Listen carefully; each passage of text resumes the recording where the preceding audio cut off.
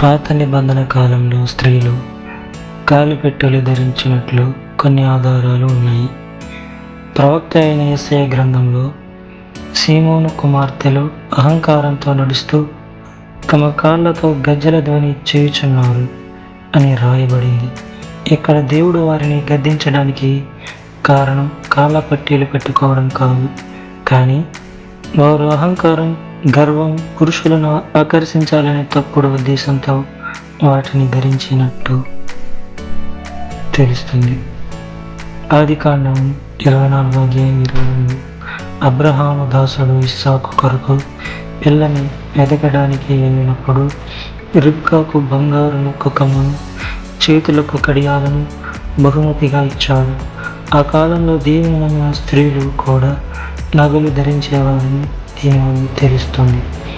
కొత్త నిబంధనల అపోస్తలులైన పౌలు, పేతురులు క్రైస్తవ స్త్రీల అలంకరణ ఎలా ఉండాలో స్పష్టమైన మార్గదర్శకాలు ఇచ్చారు.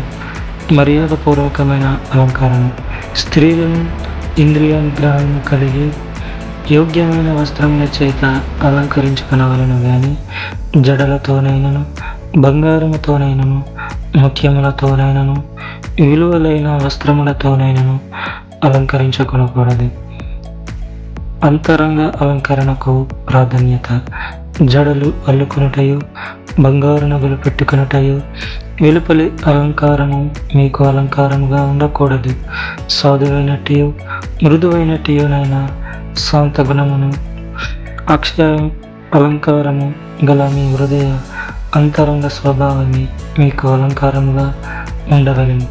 అది దేవుని దృష్టికి మిగతా వాటి కంటే ఎంతో విలువైనది. కాళ్ళ పట్టీలు ధరించడం వెనుక ఉన్న ఉద్దేశం ఏమిటి? అది కేవలం ఒక సాధారణ అలంకరణ, లేక ఇతరుల దృష్టిని ఆకర్షించాలని ఆడంబరమా అనేది చూసుకోవాలి.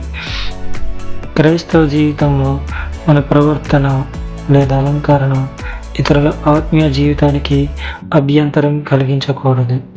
మీ సంఘంలో కాళ్ళపట్టీలు పెట్టుకోవడం తప్పుగా భావిస్తే ఇతరులను అభ్యంతరపరచకుండా ఉండటం మంచిది.